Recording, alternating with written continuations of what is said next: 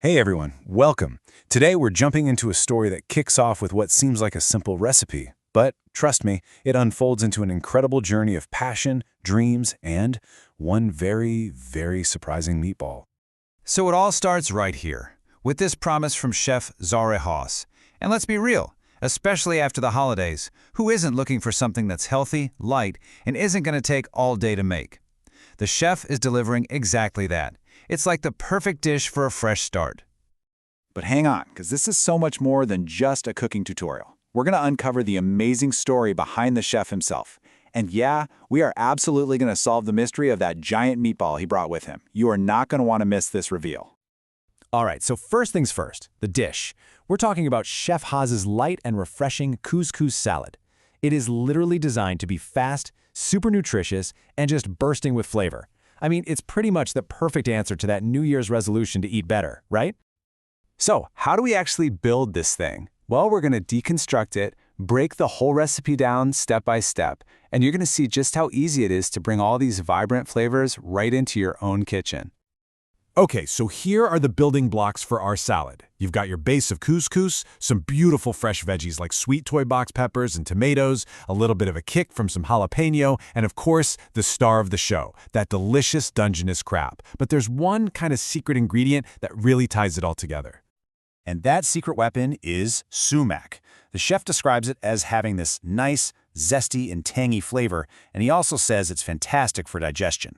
It's really the key that unlocks the entire flavor of this dish. And if you think making couscous is a big hassle, think again. The chef calls this the easiest and fastest way. Seriously, no simmering, no standing over a pot. You just pour seasoned boiling water over the top, cover it up, and walk away. 20 minutes later, you just fluff it with a fork. That's it. It's that simple. So now that we know how to make this delicious dish, let's get to know the man who created it.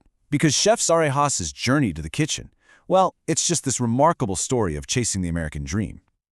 I mean, just look at this timeline. He came to the Bay Area to go to medical school. To pay for his tuition, he gets a job in a restaurant kitchen. And that's it. He falls in love with cooking. He becomes a line cook. And then, get this, 20 years later, he buys the very same restaurant. Just incredible. And as the chef says himself, owning the very place where you started working, well, that's a dream come true for any immigrant. It's a story of just pure dedication, and you can really see that passion in his whole approach to food. And all that passion translates into this really unique philosophy of flavor. For him, a dish isn't just, a list of ingredients. It's more like a carefully directed movie production. So you have to wonder, right? How does a chef like that think about creating a masterpiece? How does he make sure every single bite is absolutely perfect? Well, here's his unique approach, and I just love this. He thinks of a dish like a movie. Every single ingredient has a role to play. You've got your leading stars, you've got your supporting cast, the whole shebang. It's such a cool way to visualize how flavors work together. Okay, so let's apply that to the salad we just learned about. The Dungeness crab and the sumac, those are your stars, your main actors.